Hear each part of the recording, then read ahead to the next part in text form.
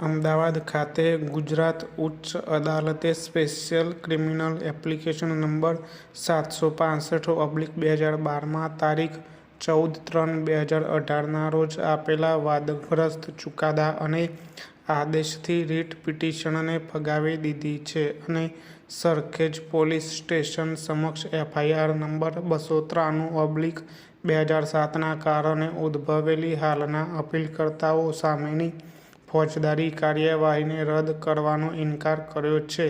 તેથી મૂળ આરોપીએ હાલની અપીલ દાખલ કરી છે.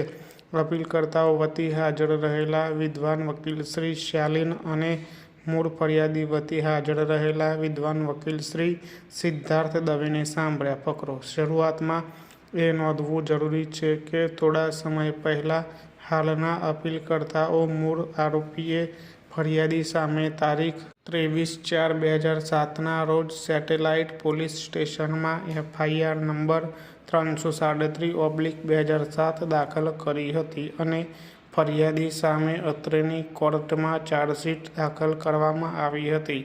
આ બાબત હાલમાં જેએમએફસી અમદાવાદ સમક્ષ ચુકાદા માટે પેન્ડિંગ છે. અહીં એ પણ નોંધવું જરૂરી છે કે હાલના અપીલકર્તાઓ મૂળ ફરિયાદીના પુત્ર અને પૌત્ર છે અને મૂળ ફરિયાદી અપીલકર્તા નંબર 1ની માતા અને અપીલકર્તા નંબર 2ની દાદી છે. ફકરો: એફઆઈઆરમાં નોંધાયેલા આક્ષેપો મુજબ અપીલકર્તા નંબર 1 એ ફરિયાદીની બનાવટી સહી કરીને અપીલકર્તા નંબર 1 અને ફરિયાદીના સંયુક્ત બેંક ખાતામાં અપીલકર્તા નંબર 2ના પૌત્રનું નામ દાખલ કરીને બેંક સ્લીપના આધારે અપીલકર્તા નંબર 2 એ સંયુક્ત બેંક ખાતામાંથી કુલ ₹10,50,000 ઉપાડી લીધા હતા, જે મૂળ રૂપે અપીલકર્તા નંબર 1 અને ફરિયાદીનું સંયુક્ત ખાતું હતું.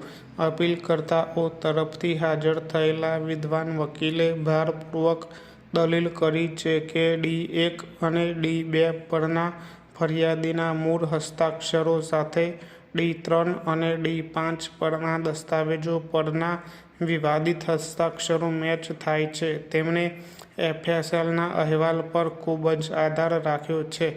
એવી રજૂઆત કરવામાં આવી છે કે આ રીતે અપીલકર્તાઓએ પારિવારિક વિવાદ હોવાના કારણે વિવાદને મૈત્રીપૂર્ણ રીતે ઉકેલવા માટે તેમના શ્રેષ્ઠ પ્રયાસો કર્યા હતા. જોકે પ્રયાસો નિષ્ફળ ગયા છે. અપીલકર્તાઓ વતી હાજર થયેલા વિદ્વાન વકીલે જણાવ્યું છે કે અપીલકર્તાઓ તારીખ 1/6/2007થી અત્યાર સુધી 12%ના સાદા વ્યાજ સાથે ₹10,50,000ની સંપૂર્ણ રકમ ફરિયાદીને પરત કરવા તૈયાર છે, જેથી અરજદારો અને ફરિયાદી વચ્ચેના સંબંધો ફરી મૈત્રીપૂર્ણ બની શકે. ફરિયાદી વતી હાજર થયેલા વરિષ્ઠ વકીલ શ્રી સિદ્ધાર્થ દવેએ યોગ્યતાના આધારે રજૂઆત કરી છે કે જ્યારે વિદ્વાન ટ્રાયલ કોર્ટ તેમજ રિવિઝનલ કોર્ટ અને તે પછી ઉચ્ચ અદાલતે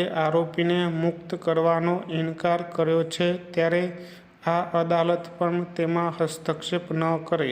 ત્યારબાદ જ્યારે પ્રથમ દ્રષ્ટિએ એવો અભિપ્રાય વ્યક્ત કર્યો કે આ આરોપીને છોડી મૂકવા માટે યોગ્ય કેસ છે અને અપીલકર્તાઓ વિરુદ્ધ દાખલ કરવામાં આવેલી ફોજદારી કાર્યવાહીને રદ કરવી જોઈએ, ત્યારે તેમણે દાદ માગી છે કે તે કિસ્સામાં અપીલકર્તાઓ દ્વારા સેટેલાઇટ પોલીસ સ્ટેશનમાં દાખલ કરવામાં આવેલી એફઆઈઆર નંબર 337/2007ની ફરિયાદીની સામે ફોજદારી કાર્યવાહીને પણ રદ કરવામાં આવે.